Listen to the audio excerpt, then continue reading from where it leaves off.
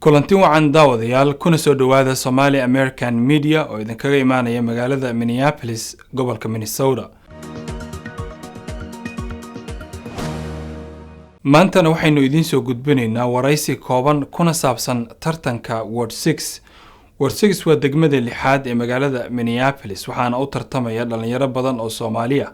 kuwaasoo kulligoodba doonayo inay dadkooda Soomaaliyeed matalaan waxna ay u qabtaan. haddaba maanta barnaamijkeena waxaynu ku soo qaadanaynaa waraysiga Suud Colaad oo ah wiil dhalinyaro ah oo Soomaaliyeed kuna soo koray xeryaha qaxootiga waxbarashadiisa hoose ku soo qaatay xerada qaxootiga ee Ifo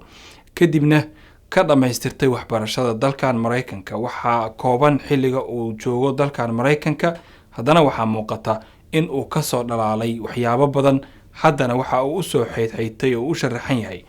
in uu dadkiisa ku matalo degmada lixaad ee magaalada Minneapolis taasoo ka kooban 13 degmo. ugu horreyntii Suud ku soo dhawo Somali American Media aan ku bilaabay marka hore waxaan jeclahay inaan ku weydiiyo su'aal ah maxaad uga duwan tahay musharaxiinta kale maadaama musharaxiin badan ay jireen. wariye maxamuud aad baa u mahadsan tahay adika iyo bahda Somali American Media fursadan maanta ay siiseen. aniga wadankan waxaan imaaday muddo hadda laga joogo 8 sano ka hor 2012 waxaana ku barbaaray xarada qaxootiga Dadaab oo ah xaro maanta 100,000 oo Soomaaliyeed hooy u ah xaradaas oo magaranaysa aan soo degnay anigoo aad u yar 1991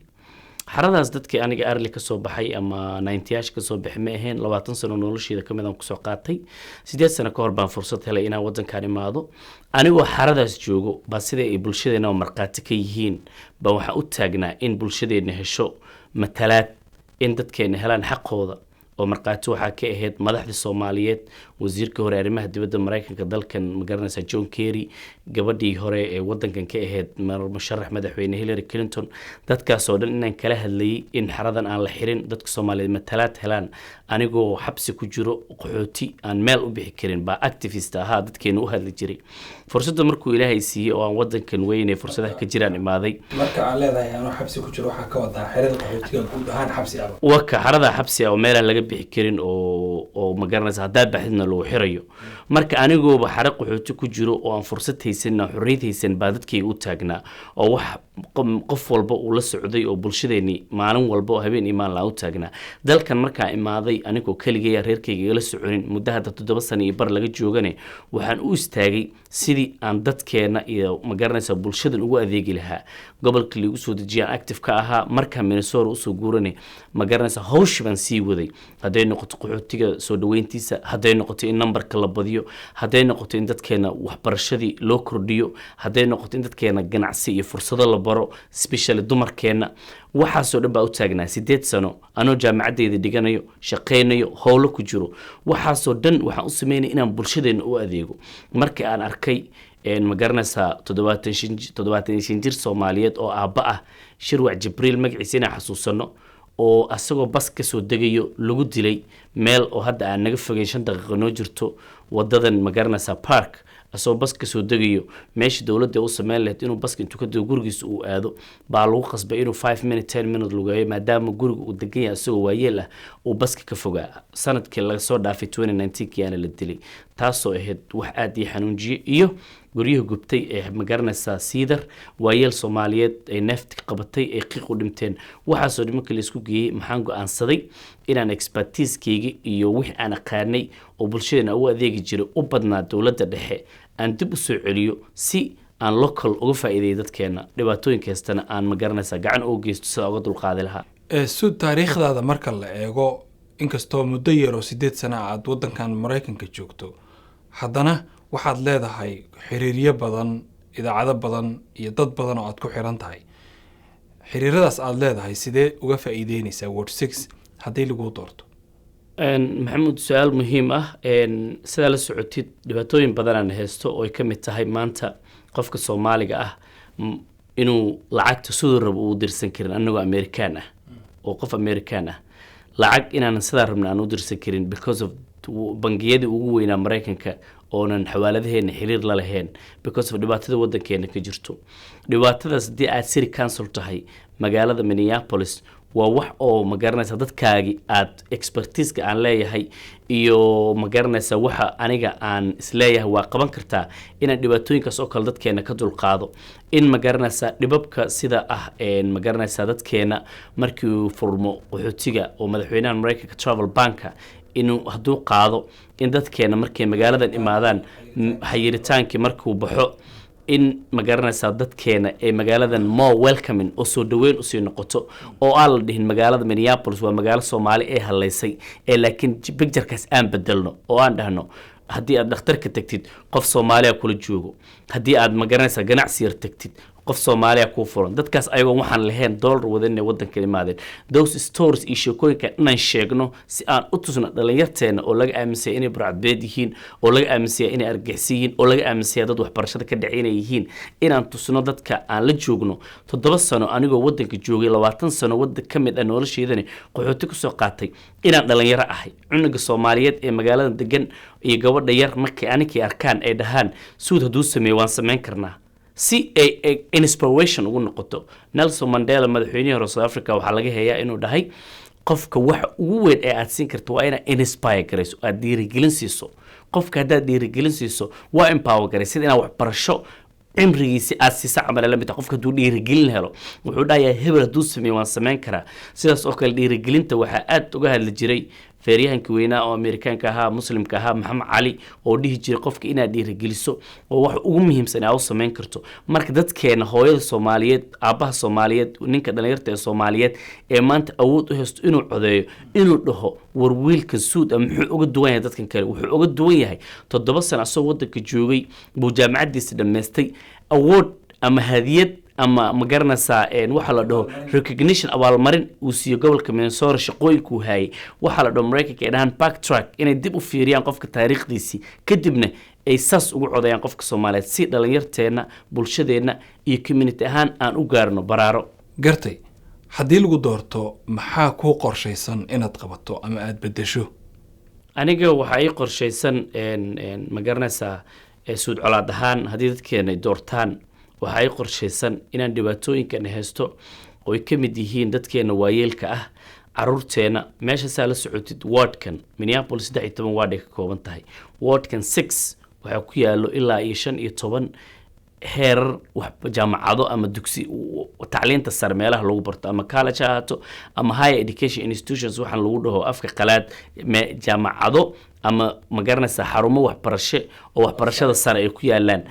dhaqaale iyo deeq iyo hanti bay hayaan inaan ku dhiirigelino say u taageeri lahaayeen inaan ku dhiirigeliyo anigoo ah candidate haddii la doorto shakhsi ahaanteeda suud colaad ahaan inaan dhaho war bulshadeena waa bulsho meeshan ku cusub waa bulsho baaba'san waa bulsho faqri ah ganacsigii say ku horumarin kartaan oo aan xiriir adag oo loo ku taagan oo samaysan kartaan ganacsatada Soomaaliyeed ama East African community degan magaaladan Minneapolis gaar ahaan wardkan 6 markii aan ganacsigaas dhisno in jaamacadahaas ardaydeena yaryar ee jaamacadaha ka soo qalin jibinayo iskuulada ka soo qalin jibinayo sidee shaqooyin heer sare u siin kartaan anagoo shakhsi ahaan aan fiirinaynin suud colaad ahaan Soomaalinimada ugu weyn tahay aan fiirinaynin qofkaana ku xigo qofkaana walaalka qofkaana ku jecel aan fiirinaynin inaan dhalinyarteena iyo dadkeena iyo waalidiinteena aan dhiirigeliyo waxaa jira wax la dhaho dadka Amerikaanka ay aad ugu faanaan qofka waalidka ah inuu cunugiisa iyo reerkiisa uu u dhawr adeego sidii hooyar u gaari lahaayeen those annaka Soomaalina waa aragtay hooyo walba Soomaaliyeed 5 6 7 cunug gabdho iyo wiilal bay jaamacada dhameysay ayadoo laga yaabo inay dhabarkooda ma garanaysa qoryo ugu gur jirtay ama ay ku soo korisay caana ay gadi jirtay maanta Mareykanka ay fursad ku haystaan waa inaan ma garanaysa dad marka waxaas sheegi karo aan soo saarno hooyooyinkeena ee nagu farxaan aniga mid ugu weyn oo kursiga nagu qasbayso waxa waaye inaan dhalinyarteena dhiirigeliyo gabdhaheena inay Olympic Games ka qayb galaan baasboor American wada haystaan waa dad fursado haysto haday noqoto orod haday noqoto dabaal haday noqoto bootin haday noqoto ma garanaysa soccer dhalinyarteena inay powerful noqdaan oo wadanka fursadaha aan ku haysan aan ka faa'iideysano saasna ugu faa'iideyno Soomaalida adduunka ku dhiban maadaama annagana soo fiirsanayaan suud waxa taabatay oo ka hadashay in ward 6 in la dayaco aysan fiicnayn laftirkiinana musharaxiinta Soomaalida marka la eegana waxa muuqato in aad isku badan tihiin dadka qaarkood waxay muujinayaan walwal ah in hadda isku badataan codkiina uu qaybsamo sidaas daraaddeedna cid kale idinka faa'iidaysato maxaa ku jawaabaysaa horta waa inaan ku fakarno aan dhahno waddan dimuqraadiyada imaanay xisbiga dimuqraadiga oo aan magaranaysaa badanaa annaka nagula xamto inaan ka tirsannahay Soomaali haddaan nahay 11 qof ilaa 15 qof isku soo taagay inay la tartamaan madaxweynaha dalka Mareykanka Donald Trump haddana meeqa ka soo haray hal qof Joe Biden ka soo haray soo ani waan soo dhaweynayaa qofkii heesto aqoontii iyo wixii requirements jiro wax oo shuruudo jiro shuruudii qofku buuxinayo soo sharax way aaminsanay ba adiga codeynayo ba qofkii kala dooran lahaa dadka aniga marka waxaan leeyahay war aniga isto sheeko baan heestaa dhiba isoo maray dhibkii aan arkay baan intaan u dhawar adeegay wadankan anoo 7 sano kali jooga kaligay dhalinyaro ba u istaagay inaan bulshadeeda wax u qabto oo maanta qof walba oo Soomaaliyeed iyo inta badan community-geena ee bulshadeena ee la socdaan waxaan leeyahay hawshi aan waday oo ilaa ay dawladda federaalka Congress-ka Mareykanka in gabdhaha Afrika jooga waxbarasho helaan in magaranaysa ay koronto helaan inay helaan amni baan ka shaqeynay shalay ugu dambeysay in magaranaysa deen cafinta iyo dadkeena ay faqriga ka baxaan waxa dhahay maadaama Jibriil Shirwac oo 70 jir ahaa silac oo amni daro ugu dhimtay Minnesota oo qof xaq daro lagu dilay hooyooyinkeeni magaranaysa cuna qabato ee magaranaysa neef qabatoobeen waxaan dhahay bal intaaba dayacane wixii kale soo dhig oo intuu soo laabo taas ay soo celisay sidaad la socotaba waxaa jiray qorshe mool Soomaalida leedahay oo la dhiso oo mas'uulkii ka horeeyay oo aad u daneynayay kadib markuu asaga ka tagay qofka la doorto shakhsigu noqdaba hadii adiga dabcan lagu doorto maxaa ka qorshaysan moolkaas inaad ka qabato Cabdi Samarta 8 sano uu meesha joogay shaqo badan uu qabtay waan ugu mahadcelinaynaa qof oo legacy ka tago Mareykanka waxa laga qiimeeyaa legacy-ga waa qofka legacy fiican uu ka tagay mise wax la taaban karo uu ka tagay Cabdi Samar qof bulshadan aad ugu shaqeeyo ahaa waan ugu mahadcelinaynaa hadana community-ga waxa jiro moolkaas mool anaka horta wax Soomaali development duu yahay oo Soomaali dan u ah waan taageeray aniga haddii ay noqoto haddii dadkii bulshada inay doortaan ayaga hor imanaya waxaan dhahayaa hawshan baa halkan taalay halkan bay maraysaa maxaan ka qabanaa dadkayga la tashanaya anigoo dhahayn hebel qabiil hebel ku xigo Soomaalinimo iyo dhaqankii noo yaala inaan ka guurno oo aan u guurno isla xisaabtan iyo dadkaygiyo maxaa ni yaalo cunuga dhalinyarta aan weydiiyo gabadha dhalinyarada aan weydiiyo qofka 24 mall ganacsiga request aan u tago aan dhaho maxaan qaban karnaa mall anaka noo gooni ama dhisana haduu la soo ogolaado anigana markay bulshada isku raacaan oo ayaga afti aan ka qaado aan dhaho let's go ahead and keep magaranaysa inaan mall kan dhisano haduu wax ay bulshada isku raaceen oo dan uu yahay haween iimaan la u istaagaya si $1 billion 1.6 ku dhow yahay budgetka magaalada Minneapolis waa lacag aad u badan dadkeena oo muwaadiniinta magaaladan way ka dhiban yihiin waxa u baahanahay qof mall kaliya had sheegaysay in aan helno Soomaalida ugu badan ay guriga galato Soomaalida ugu badan ay ganacsigooda successful noqdaan ay dad ganacsiga horumar ka gaar noqdaan taas maxaa lagu sameyn karaa dad isku xiran ku sameyn karna aniga dhalinyaro kaarka aan leeyahay maxaa waay war dhalinyaro nahay dadkeen dhalinyaro u badan gabdhaha Soomaaliyeed hooyada Soomaaliyeed ilmihii ay la soo dhabar adeegeen ina maanta oo ayagu ku rafaadsan Minneapolis aragno waa arrin aan qaban karin marka anaga inta sharaf ku yeelano oo inta ganacsiga ka hormarno oo aan siyaasadda ka hormarno oo aan dhanka bulshadeena iyo dhaqankeena ka hormarno markaasaan dadkeeni 18 gobol oo Soomaali aan ka soo tagnay baa wax u qaban karnaa laakiin hadda anaga inta ku dacdeereysanahay oo marka codeynis aad ahayd oo hebel aqaana aan u codeynaya hadda dad hebel saaxiibkii u codeynaya naagti laga heeyaa Martin naagti maxay Mother Karua oo siyaasadda Kenya aad ugu jirta baa wax laga heeyaa waxay tiri waa baxday tiri Kenya wadan laga codeeyo way ma ahano waa baxday tiri codaa qaadatay nin adoo indhaha ku xiran yihiin amala meesha tagtay tiri because of waa lagu soo sheegay qofka u codeynaysa ma soo fiirnay tiri qofku yahay wuxuu ku qaban kar ma soo fiirnay tiri adiga ilmahaaga maxay ka sugayaan tiri dawlad amni siiso dawlad waxbarasho siiso dawlad ma garanaysaa ayaga dar yeesho dawladdu waa gaariga kaliya wax lagu bedeli karo waa the only vehicle oo change ku sameyn kartid laakiin adiga adoo indhaha ku xiran yihiin aad tagtay waxaa tiri oo hebel isku qabiilnahay miya okay waaba soo codeys biri maxaa u baahan tahay barkinkaaga markii la codeeyo qof ku doodo qof aan aqoonin wixii meesha marayaan dhibaatada ku haysatay baa codkaaga siisay maxaa sameeyay marka ninka siyaasiga waxay tiri marka miiskaaga cunto ma soo saarayo qofka ilmahaaga iyo familkaaga miiska cuntada usoo saaraya hadday gaajado caloosha xanuunayso waa adigay tiri ma aha qofkaa doorata annaga marka qofka aad dooranaysid waa inuu noqdo qof aad iska fiirisay aad taariikhdiisa akhrisay wuxuu soo arkay aad fiirisay kadibna aad aamintay inuu adiga ku matali karo laakiin aan annaga ka baxno waxaan aan leenahay inaan xabsi ku jirno camal oo aan leenahay oo codkayga hebelaan siiyo waay waa qof aan isnaqaano ama qof aan ehel nahay sud sidaad la socotaba dadka soomaalida ah ee hadda xaafadahan ward 6 degan in badan oo kamid ah waxa ay ka cabsanayaan cudurka COVID-19 oo jiro sidoo kalena waxaa jiro in badan oo ayaga kamid ah ay yihiin dad waaweyn oo aanan fursad badan u hayn codayn iyo line la galo iyo isku mashquulintiis adiga maxaa ku qancinaysaa dadkaas inay kuu soo degaan line kuu soo galaan naftooda risk soo geliyaan oo ay ku codayaan waa sax wariye maxamuud aad baa u mahadsan tahay waxaa ka mid ah idaacadaha miidiyada waa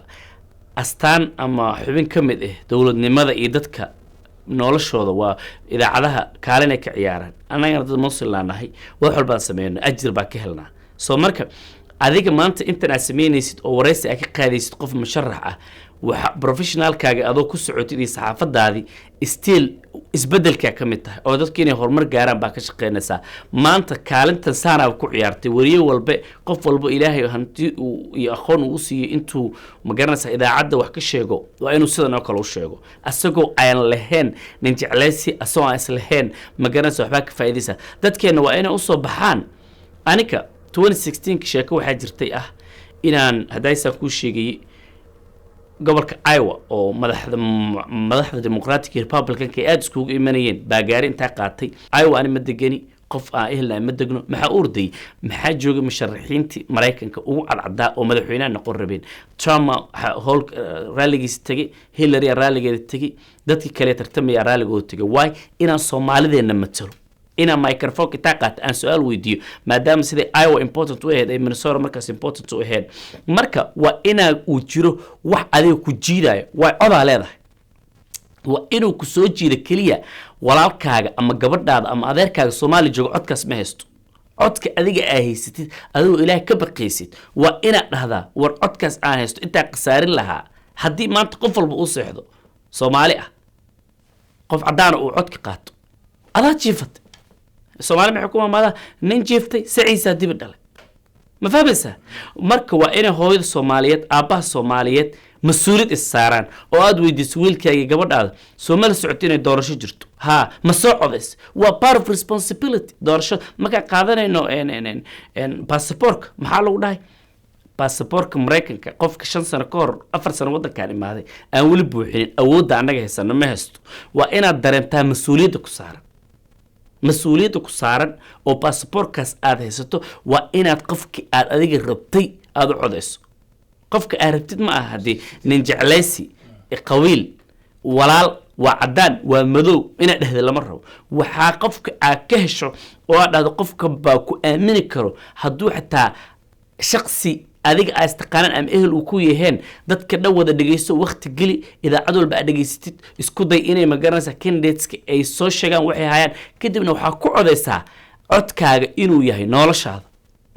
because your vote matters waxa loo dhaw wadankan get out vote waxa la dhaha jiro dadka orda oo soo codeeya waxaas dhan maxaa loo create garaa dadka waa codkaaga codka ay haysatid waa awooddaadana hadda iska dhigtid bari adko uu magaranaysa meel cilda ku soo dhixaysid marka codka waa muhiim waa inay dadkeena baxaan oo codeeyaan doorashadani waa 11 bish 8 dabcan waxaynu soo gaarnay gabagabadii barnaamijka ugu dambeyntii dadka Soomaaliyeed ee ku daawanaya maxaad ka codsanaysaa ama fariin oo aad u diraysaa waxaan ka codsanayaa dadkeena inay suud colaad ahaan aniga intay storygayga dhageystaan qofka ay dhageystaan gobolka Minnesota way awardka iyo magaranaysa abaalmarinta Swiss intay ogaadaan aqoonteeda ay ogaadaan waxaan soo qabtay ay ogaadaan ina ayaga matali kara ay ogaadaan ee igu codeeyaan qof ayaga matali karo oo dhaqankoodi diintoodi dadnimadooda ilaalinay ina ahay ee igu codeeyaan ba ka codsanaya aad u mahadsantahay walaalkii Maxamuud daawadayaal waraysigii koobnaa oo nula yeelanaynay suud colaad intaas ayuu ku egyahay inta markale hawada aynu ku kulmayno biidnillah وأنا محمود ذو اليدين وإذن كتجي سداسية في أمان الله والسلام عليكم ورحمة الله تعالى وبركاته.